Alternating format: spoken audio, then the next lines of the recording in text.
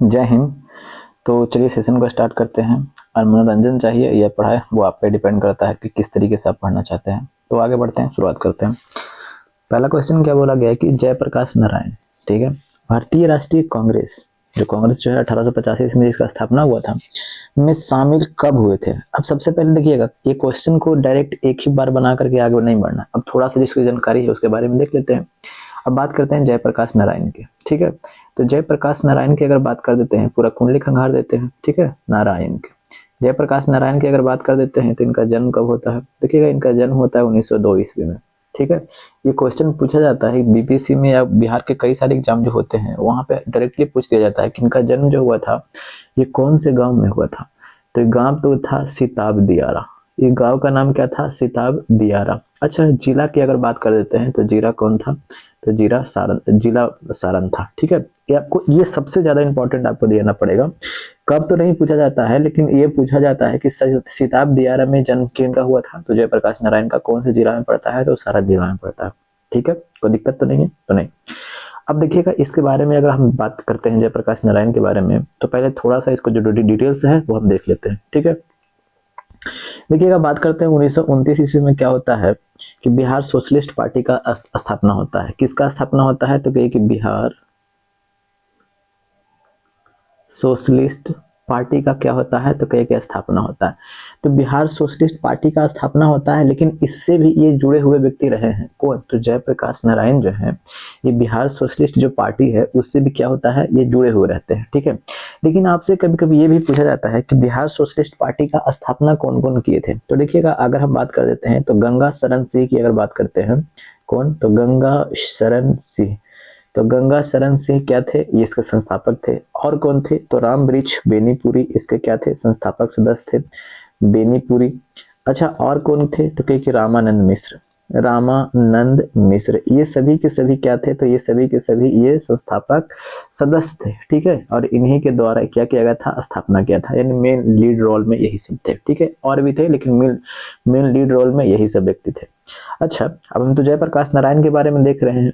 तो देखिएगा, 1934 ईस्वी में क्या होता है कि 1934 ईस्वी में ही, और उससे पहले अगर हम बात बता देते हैं, ठीक है, क्योंकि जब 1929 ईस्वी जब बात आ ही गया है, तो 1929 ईस्वी में ही क्या होता है, कब की घटना है, तो 1929 ईस्वी में ही ये कांग्रेस जो है, ये भारतीय राष्ट्रीय जो कांग्रेस है उसमें क्या हो जाते हैं, तो शामिल हो जाते हैं। तो कौन, तो यही जयप्रकाश नारायण। कब की बात है, तो 1929 ईस्वी में ही क्या होता है कि ये अमेरिका से आते हैं, और ये मार्क्सिस्ट व्यक्ति है, यानी मार्क्सवादी पे ये चलने वाले व्यक्ति हैं, ठीक है।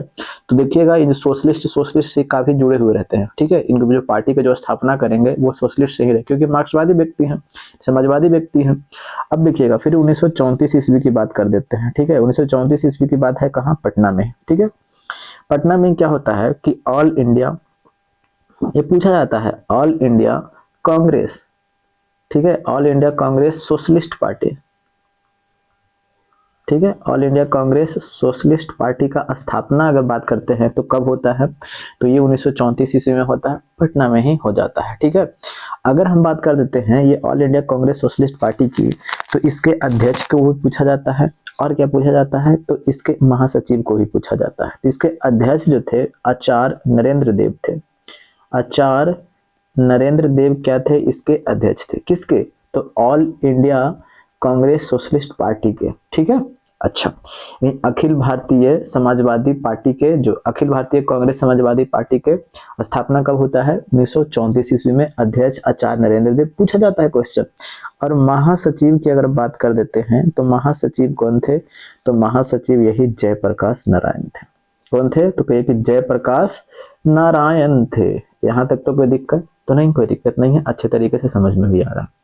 1942 ईस्वी में आपको पता है कि क्या करते हैं, जो सबको पता होना चाहिए, पता भी होगा, कि ये भूमिगत रह करके काफी ज्यादा अंग्रेजों के नाक में दम करते हैं, फिर उसके बाद नेपाल भाग जाते हैं, फिर नेपाल भाग जाते हैं, फिर उसके बाद हाजीपुर, इनको जेल में, पटना में इनको गिरफ्तार करके हाजीपुर जेल भी लिया जाता है, फिर वहां से भी फरार हो जाते हैं। ये तो आपको घटना तो पता है, ठीक है। तो इसको हम रहने देते हैं। इससे क्वेश्चन की बात करते हैं, बीपीएससी में पूछा गया था क्वेश्चन कि किस दिन भागे थे, यानी जेल से, हाजीपुर जेल से जो भागे थे, तो जेल से भागे कब थे, तो दीपावली के दिन भागे थे। किस दिन, तो दीपावली, 2-3 साल पुराना क्वेश्चन है। दीपावली के दिन क्या होते, जेल से भाग गए थे, ठीक है।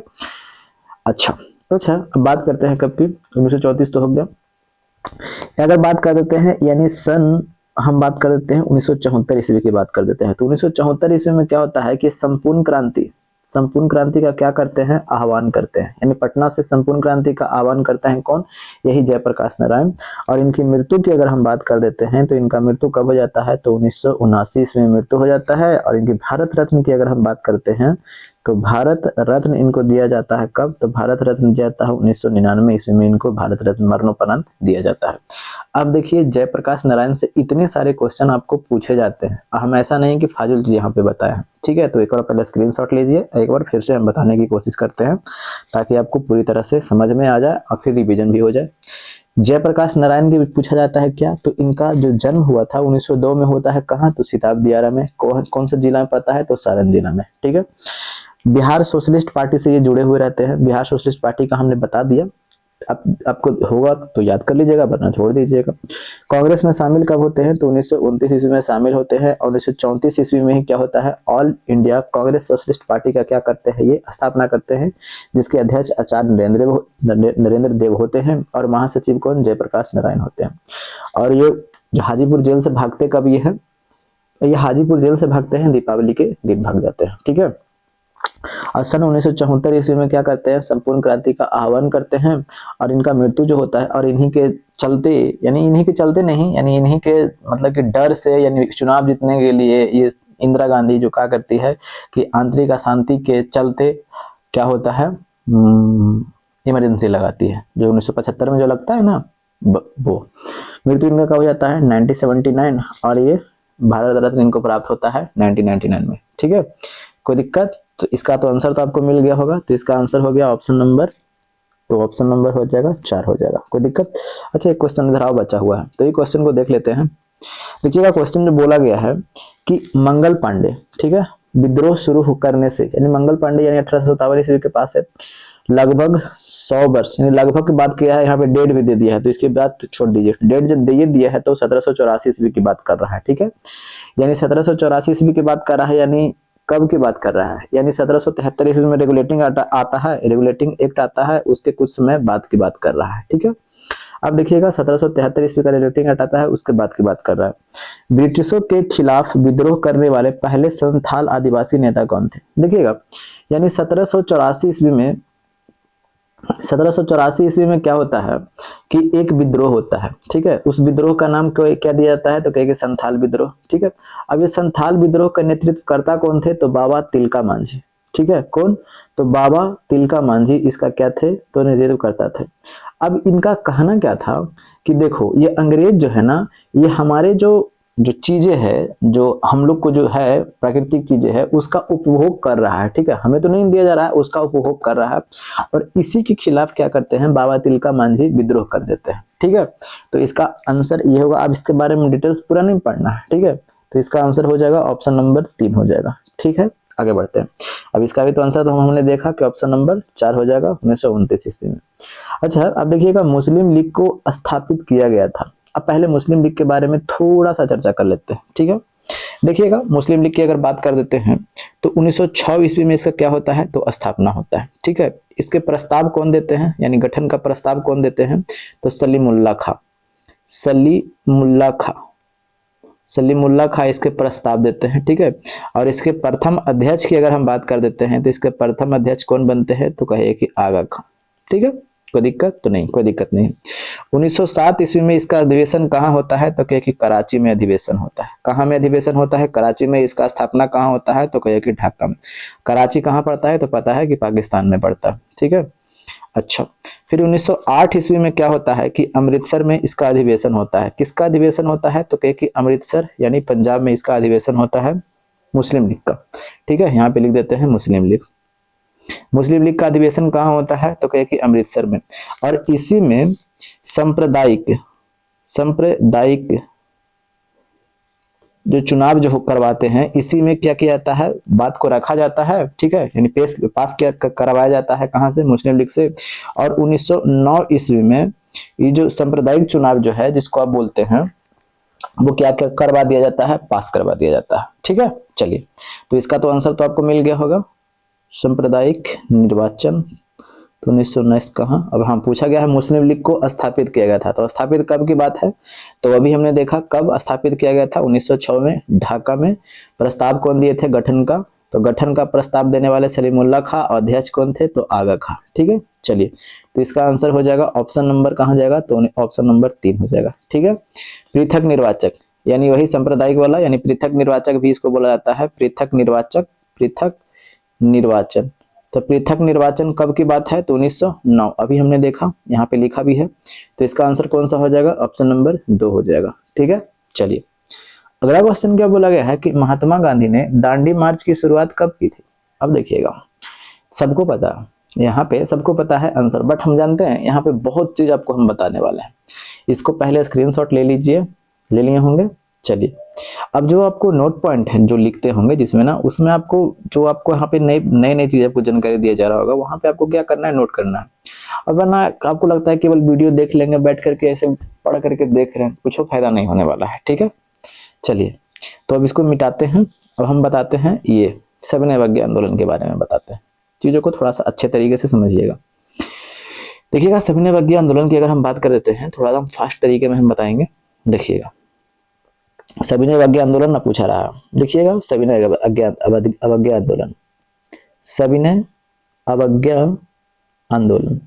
ठीक है, देखिए सविनय अवज्ञा आंदोलन की अगर हम बात कर देते हैं तो 12 मार्च कब की बात है, तो 12 मार्च 1930 ईस्वी को गांधी जी कहाँ से, तो कहे कि साबरमती आश्रम से क्या करते हैं, ये चलना प्रारंभ करते हैं। और 6 मार्च को कहाँ, सॉरी 6 अप्रैल को कहाँ, तो कहिए कि 6 अप्रैल को कब की बात है, तो 6 अप्रैल 1930 ईस्वी को, कहाँ 1930 ईस्वी को ये कहाँ पहुंच जाते हैं, तो कहिए कि दांडी पहुंचते हैं। ठीक है, दांडी पहुंचते हैं। लगभग कितने दिन चलते हैं, तो 24 दिन की क्या करते हैं, ये यात्रा करते हैं। कितने दिन की यात्रा करते हैं, 24 दिन की यात्रा करते हैं। ठीक है, और यही 6 अप्रैल से क्या करते हैं, शुरुआत करते हैं, क्या करते हैं, तो शुरुआत करते हैं आपको कब, तो ये सविनय अवज्ञा आंदोलन की शुरुआत करते हैं, सविनय अवज्ञा आंदोलन की शुरुआत करते हैं। तो जानते हैं कई बार लड़के कंफ्यूज रहते हैं कि सविनय अवज्ञा आंदोलन की शुरुआत कब होता है, तो देखिएगा सविनय अवज्ञा आंदोलन का शुरुआत कब से हो रहा है, तो 6 मार्च से हो रहा है। अगर ऑप्शन में नहीं है तब आप चल सकते हैं, लेकिन 6 मार्च और 12 मार्च दोनों, सॉरी 6 अप्रैल से हो रहा है। अगर 6 मार्च और 12 मार्च दे दिया तब क्या कीजिएगा, तब तो फंस जाइएगा ना। तो दांडी मार्च देखिएगा पूछा जाता है कि दांडी मार्च का शुरुआत कब से होता है, तो कहिए कि 12 मार्च से होता है। 12 मार्च से कब तक चलता है, तो ये 6 अप्रैल तक चलता है। और यहाँ 6 अप्रैल को सविनय अवज्ञा आंदोलन शुरुआत होता है। यहाँ एक मुट्ठी नमक लेकर के कानून तोड़ते हैं और वही सविनय अवज्ञा आंदोलन की गांधी जी क्या कर देते हैं, शुरुआत कर देते हैं। समझ में आ गया ना। तो पूछेगा कि दांडी मार्च कितने दिन तक चला, तो 24 दिन तक चला। दांडी मार्च की शुरुआत कब होती है, तो 12 मार्च से होती है। ठीक है, अब देखिएगा, अब आपके दिमाग में एक चीज पूछ रहा होगा कि अच्छा इसमें सबसे ज्यादा व्यक्ति किस राज्य से थे। हो सकता है कि एग्जामिनर का दिमाग घूम गया, देखा कि यार बहुत क्वेश्चन पुराना दे रहे हैं भाई, थोड़ा सा नया क्वेश्चन देते हैं लड़कन को। ठीक है, बहुत रट रहा है। तो देखिएगा सर्वाधिक अगर व्यक्ति की अगर बात कर देते हैं तो सर्वाधिक व्यक्ति कहाँ से होगा, देखिएगा कहाँ में पड़ता है, गुजरात में। तो जो भीरी रहेगा तो वहीं के ना व्यक्ति से पहुंच जाएगा फटफट। ठीक है, गुजरात से लगभग 31 व्यक्ति क्या किया था, इसमें भाग लिया था। लेकिन हम बिहारी हैं, पूछेगा जरूर पूछेगा। तो बिहार से एक व्यक्ति भाग लिया था। बिहार से कितने व्यक्ति भाग लिया था, तो एक व्यक्ति। वो व्यक्ति का नाम क्या था, कि तो गिरवरधारी चौधरी। ये पूछा जा सकता है। ठीक है, गिरवरधारी चौधरी, क्योंकि अगर हो सकता है कि एग्जामिनर का दिमाग घूम गया तो क्या नहीं पूछे, बिल्कुल पूछ देगा। तो गिरवरधारी चौधरी बिहार से एकमात्र व्यक्ति था जो सविनय अवज्ञा आंदोलन में क्या किया था, भाग लिया था। ठीक है, ये जो चला था ना उसमें 24 दिन जो दूरी तय किए थे गांधी जी के साथ में, तो उसमें क्या किए थे, ये गिरवरधारी चौधरी जी भाग लिए थे। ठीक है, चलिए यहाँ तक तो कोई दिक्कत नहीं है, तो कोई दिक्कत नहीं है। अब हमारे सुभाष चंद्र बोस जी हैं। ठीक है, सुभाष चंद्र बोस क्या जानते हैं, क्या बोलते हैं कि ये गांधी जी जो 24 दिन जो चले हैं ना, ये कोई मामूली बात नहीं है। इसकी तुलना जानते हैं, इसकी तुलना करते हैं नेपोलियन से करते हैं। किसकी तुलना करते हैं, नेपोलियन से। क्योंकि नेपोलियन भी ऐसा एक समय में फ्रांस में, कहां से, ये फ्रांस में जो दूरी तय किया था, ये दूरी कहां से तय किया था, तो एल्वा से पेरिस तक में क्या किया था, एल्वा से पेरिस में ये तय किया था। तो इसकी तुलना नेपोलियन से कौन कर देते हैं, तो इसकी तुलना कौन कर रहे हैं, सुभाष चंद्र बोस कर रहे हैं। किसकी, तो गांधी जी की। तो उस समय नेपोलियन कहां से कहां तक दूरी तय किया था, एल्वा से लेकर के पेरिस तक दूरी तय किया था। समझ में आ गया। चलिए यहाँ तक तो कोई दिक्कत नहीं। अब एक बात और हम यहाँ पे समझाना चाहते हैं आपको, इधर इधर इधर इधर इधर एक स्टेट में एक ब्रेसफोर्ड है, ब्रेसफोर्ड थोड़ा इसे मिटा देते हैं, ठीक है। ब्रेल्स फोर्ड ये था, क्या था, पत्रकार था, ठीक है। ये जानते हैं क्या कहता है कि गांधी जी जब ये नमक कानून को तोड़ रहे थे तो उस समय ये मजाक उड़ाते हुए कहता है कि क्या राजा को केतली में पानी उबालने से हराया जा सकता है। देखिएगा, वीडियो को पॉज कीजिएगा और आप यहाँ पे नोट डाउन कर लीजिएगा, ठीक है। ब्रेल्सफोर्ड क्या बोलता है कि क्या राजा को केतली में पानी उबालने से हराया जा सकता है। तो इसके जवाब में स्टेटफोर्ड जो होता है, स्टेटफोर्ड क्या कहता है क्या कि ये जवाब देता है, तो जवाब क्या देता है, बोलता है कि गांधी महोदय जब तक यानी तब तक केतली में पानी उबालते रहेंगे जब तक कि इनको डोमिनियन स्टेट का दर्जा प्राप्त ना हो जाए। समझ में आ गया, कोई दिक्कत तो नहीं, कोई दिक्कत नहीं है, समझ गए। अब देखिएगा, अब इसको वीडियो को पॉज करके लिख लीजिएगा, आपको लिखना होगा तब वरना छोड़ दीजिएगा। हो सकता है कि अगर आप मेंस लिख रहे हैं तो यहाँ पे काम दे सकता है, ठीक है। अब एक धरसन्ना जो था नमक गोदाम था, ठीक है, धरसन्ना नमक गोदाम था। अब नमक जब गोदाम था तो नमक गोदाम था तो इसमें धावा बोलना के लिए बात था, तो इसके नेतृत्व करता, जैसे में 5 मई को धावा बोलना था, ठीक है। तो धावा करने से पहले ही गांधी जी को क्या कर लिया जाता है, अरेस्ट कर लिया जाता है, यानी गांधी जी को जेल डाल दिया जाता है। तो ये पूछा जाता है क्वेश्चन कि गांधी जी को कौन से जेल में रखा गया था। तो जेल में अगर बात कर देते हैं तो कौन से जेल में रखा गया था, तो कहिए कि यरबद्दा जेल में रखा गया था। कौन से जेल में रखा गया था, तो यरबद्दा जेल में। अब उस पर दो धावा बोलना था तो अब तो गांधी जी को जेल में रख दिया गया। तो अब गांधी जी के बाद कौन आते हैं, तो अब्बास तैयब जी आते हैं। कौन आते हैं, तो कहिए कि अब्बास तैयब जी आते हैं। और अब्बास तैयब जी आते हैं तो इनको भी अरेस्ट कर लिया जाता है। और फिर नेतृत्व कौन प्रदान करते हैं, तो फिर नेतृत्व प्रदान करती है कौन, तो कहिए कि सरोजनी नायडू। कौन प्रदान करती है, तो सरोजनी नायडू। फिर धरसन्ना जो गोदाम पर जो हमला होता है तो उसका नेतृत्व प्रदान कौन करती है, तो सरोजनी नायडू करती है। समझ में आ गया। तो यहाँ पे ये क्वेश्चन आपको पूछा जाता है कि जो नमक सत्याग्रह जब हो रहा था, नमक आंदोलन जब हो रहा था, तो वहां पे गांधी जी को कौन से जेल में रखा गया था, तो यही अरबदा जेल में रखा गया था, यरबदा जेल में। कोई दिक्कत तो नहीं, कोई दिक्कत नहीं, यहाँ तक समझ में आ गया। तो कहे कि हाँ बिल्कुल अच्छे तरीके से समझ में आ गया। अभी और रुक जाइए, अब लूसेंट में या कोई और बुक में देखिएगा, इकट्ठे आपको इतना सारा नहीं मिल पाएगा, ठीक है। चलिए अब देखते हैं, आगे देखते हैं। अब एक घटना की बात कर देते हैं कब, यानी उत्तर पश्चिम, जैसे में अब ये इंडिया है, ठीक है। अब ये इंडिया है, तो ये उत्तर पश्चिमी सीमा यानी यहाँ पे की बात कर देते हैं, ठीक है। यहाँ पे एक खुदाई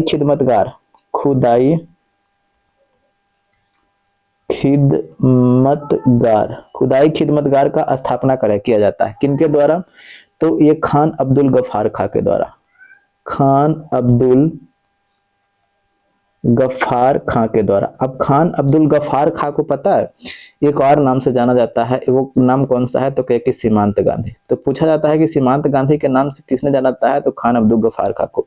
और खुदाई खिदमतगार का स्थापना कौन करते हैं, तो खान अब्दुल गफ्फार खां। और ये खुदाई खिदमतगार को एक और नाम से जाना जाता है, उसका नाम क्या है, तो कहिए कि लाल कुर्ती यानी रेड शर्ट। कोई दिक्कत तो नहीं, कोई दिक्कत नहीं है, यहाँ तक तो समझ में आया। तो हाँ बिल्कुल। फिर उसके बाद की बात कर देते हैं, तो गढ़वाल रेजिमेंट की अगर बात कर देते हैं, तो गढ़वाल रेजिमेंट के एक व्यक्ति कौन थे, तो गढ़वाल यानी चंद्र गढ़वाली ये व्यक्ति थे गढ़वाली रेजिमेंट के, ठीक है। अब क्या था कि पेशावर में बात किया जा रहा है, कहाँ की बात है, तो कहे कि पेशावर में, ठीक है। अब पेशावर में क्या था कि जब आंदोलन चल रहा था तो वहां पे निहत्थे जो लोग थे उस पर गोली चलाने से ये क्या कर देते हैं, मना कर देते हैं। यानी गोली चलाने से क्या कर देते हैं, तो मना कर देते हैं। गोली चलाने से मना कर देते हैं। कौन, तो मना करते हैं, तो ये व्यक्ति चंद्र गढ़वाली मना कर देते हैं। खैर ये इसकी बात तो हम ऐसे बता दिया, लेकिन हो सकता है कि पूछ दिया जाए, ठीक है। अब मेन बात यहाँ पे ये पूछा जाता है कि जब सविनय अवज्ञा जब आंदोलन चल रहा था, ठीक है, तो बिहार में कहाँ में, तो बिहार के एक जिला है कौन, तो उसके एक सारण में एक जो क्या उसको चौकीदारी टैक्स जिसको बोलते हैं, चौकीदारी टैक्स का क्या हुआ था, यहाँ पे आंदोलन विरोध किया गया था। यानी चौकीदारी टैक्स भी यहाँ पे जो चला था ना, तो पूछा था कि बिहार में चौकीदारी टैक्स कब चला था, यानी उसका विरोध जो हुआ था आंदोलन का, उसका कब हुआ था, तो कहे कि ये सविनय अवज्ञा आंदोलन के दौरान बिहार में चौकीदारी टैक्स का भी विरोध हुआ था। ठीक है, चलिए अब यहाँ पे ये बात किया जा रहा है। ठीक है, और एक और व्यक्ति है, जिया तरंग आंदोलन चला था, जिया तरंग आंदोलन। ठीक है, जिया तरंग आंदोलन की अगर हम बात कर देते हैं तो ये कहाँ चला था, तो कहे कि मणिपुर में।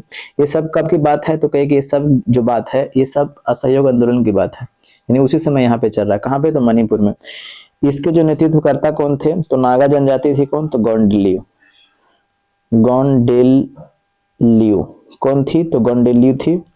ये आपको पूछा जाता है। ठीक है, चलिए कोई दिक्कत तो नहीं, यहाँ तक समझ में आ गया।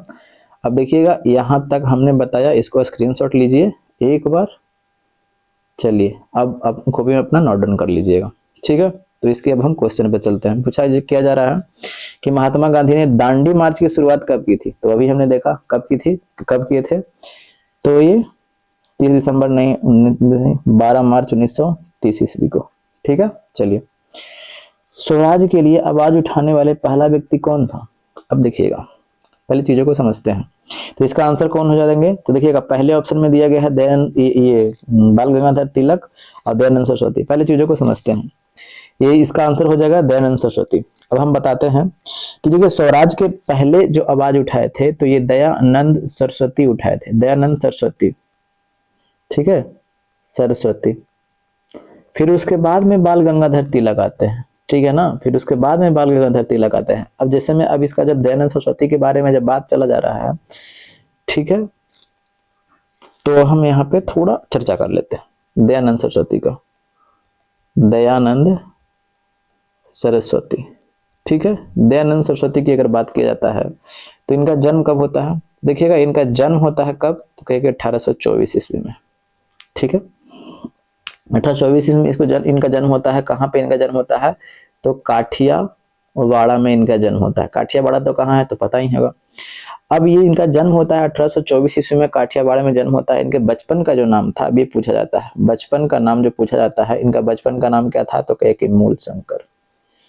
मूल शंकर बचपन का नाम इनका क्या था, तो कहे कि मूल शंकर इनका बचपन का नाम था। ठीक है, इनके जो गुरु जी थे, इनके गुरु कौन थे, तो कहे कि बिरजानंद इनके गुरु थे। और दंडी पूर्णानंद, दंडी स्वामी पूर्णानंद कर लीजिए, क्योंकि अब गुरु हैं तो दंडी स्वामी पूर्णानंद, दंडी स्वामी पूर्णानंद जो थे ना, ये मूल शंकर जो इनका नाम था, तो इनका मूल शंकर का नाम किसमें चेंज कर दिया, कि देखिए भाई जो आपका मूल शंकर जो नाम है, ठीक है ना, जो आपका नाम अब क्या रहेगा, तो स्वामी दयानंद सरस्वती, स्वामी दयानंद सरस्वती। कोई दिक्कत, तो कोई नहीं, कोई दिक्कत नहीं। ये व्यक्ति कौन चेंज करते हैं, तो दंडी स्वामी पूर्णानंद क्या करते हैं, चेंज करते हैं। इनका नाम क्या करते हैं, फिर स्वामी दयानंद सरस्वती कहते हैं। ठीक है, अब बात कर देते हैं कब की, तो 1875 ईस्वी में। ये 1875 ईस्वी में आर्य समाज का क्या करते हैं, स्थापना करते हैं। और ये जो अपना उपदेश जो देते थे, ये उपदेश कौन से भाषा में देते थे, तो ये भाषा में देते थे हिंदी में। इनके द्वारा एक ग्रंथ जो लिखा गया था, उस ग्रंथ का नाम क्या था, तो क्या कि सत्यार्थ प्रकाश इनके द्वारा एक लिखा गया ग्रंथ था। ठीक है, आर्य समाज की स्थापना करते हैं। ये हेड क्वार्टर कहाँ रखते हैं, बंबई रखते हैं। देखिए फिर कुछ समय के बाद में ये क्या करते हैं कि ये अपना हेड क्वार्टर को चेंज करके कहाँ लेके चल जाते हैं, तो लाहौर लेकर के चले जाते हैं। ठीक है, चलिए अगर बात कर देते हैं कि इनके द्वारा जो कथन किया दिया गया है, वेदों की ओर लौटो, वेदों की ओर क्या करो, तो वेदों की ओर लौटो। ठीक है, वेदों की ओर लौटो, तो वेदों की ओर लौटो कौन कहे थे, तो यही बोले थे दयानंद सरस्वती जी बोले थे। ये एनी बेसेंट के बारे में आप जानते होंगे, एनी बेसेंट ने क्या कहा था कि ये जो दयानंद सरस्वती जो थे वो उनको कहना क्या था, यानी दयानंद सरस्वती क्या कहते थे कि भारत जो है, भारत वासियों के लिए है, भारतवासियों के लिए है। ठीक है, ये एनी बेसेंट कहे थे किनके बारे में, ये उनके बारे में कहे थे, दयानंद सरस्वती जी के बारे में कहे थे कि उनका कहना था, दयानंद सरस्वती जी का कहना था कि भारत भारतवासियों के लिए है। ठीक है, तो अगर यहाँ पे एनी बेसेंट को काट लीजिए ना तो फिर बाद में कंफ्यूज कर जाइएगा, भारत भारतवासियों के लिए है। ठीक है, और की बात कर देते हैं कि और क्या था कि इन्होंने शुद्धि आंदोलन चलाया था। शुद्धि आंदोलन कब इन्होंने चलाया था, कौन, तो दयानंद सरस्वती। और इन्हें भारत का मार्टिन लूथर किंग कहा जाता है, भारत का मार्टिन लूथर किंग कहा जाता है। तो किन्हें, दयानंद सरस्वती को। तो आप देखिएगा यहीं से आपको देखा भारत भारतवासियों के लिए है। ठीक है, और स्वदेशी का प्रयोग सबसे पहले इन्होंने क्या किया था, स्वदेशी का प्रयोग सबसे पहले इन्होंने ही किया था। ठीक है, समझ में आएगा। फिर उसके बाद में आते हैं दयानंद सरस्वती, ये बाल गंगाधर तिलक वगैरह आते हैं। समझ में आ गया, तो इतना सारा चीज आपको ध्यान में रखना पड़ेगा। ठीक है, तो इसका आंसर कौन सा हो जाएगा, तो आंसर तो आपने ले ही लिया। ठीक है, अब देखिएगा प्रार्थना समाज के संस्थापक कौन थे, तो 1867 ईस्वी में क्या होता है, तो क्या कि प्रार्थना समाज का स्थापना होता है। प्रार्थना समाज का क्या होता है, तो स्थापना होता है। कौन स्थापना करते हैं, तो ये आत्मा राम पांडुरंग करते हैं इसका स्थापना। किसके, आत्माराम पांडुरंग करते हैं, केशव चंद्र सेन के सहयोग से, केशव चंद्र सेन के सहयोग से। फिर बात कर देते हैं तो 1870 ईस्वी में ये जो व्यक्ति हैं एमजी रनाडे, महादेव गोविंद रनाडे, ये रनाडे क्या होते हैं, जुड़ जाते हैं। कब होते हैं, तो जुड़ जाते हैं, और फिर उनके बाद ये पूरा काम धाम ये संभालने लगते हैं। ठीक है, तो ये भी आत्माराम पांडुरंग अगर ये महादेव गोविंद रनाडे नहीं ऑप्शन में रहता तब हम ये ऑप्शन लगा करके आगे बढ़ सकते थे, बट दिया गया है। और या यहाँ पे कुछ और भी दे देता, ठीक है, यानी कोई और दे देता, गोपाल कृष्ण गोखले वगैरह दे देता या कुछ और दे देता ना, तब हम ये लगा करके बढ़ते, बट यहाँ पे 1 और 2 दिया गया है तो इसीलिए हम ये लगाएंगे। ठीक है, तो इसका आंसर कौन सा हो जाएगा, ऑप्शन नंबर 4 हो जाएगा। ठीक है, तो यहीं तक वीडियो था। तो कैसा लगा सेशन जरूर बताइएगा, नए होंगे तो सब्सक्राइब कर लीजिएगा, अच्छा लगता होगा तो शेयर वगैरह कर दीजिएगा, आपकी इच्छा होगा तो, ना होगा तो कोई बात नहीं। ठीक है, तो बस पढ़ते रहिए, एंटरटेन करना होगा तो एंटरटेन कीजिए, पढ़ाई करना है तो पढ़ाई कीजिए, सीरियसली आपको करना पड़ेगा, वरना पढ़ने के लिए तो बहुत पढ़ रहा है। ठीक है, जय हिंद, जय भारत, वंदे मातरम, इनकलाब जिंदाबाद।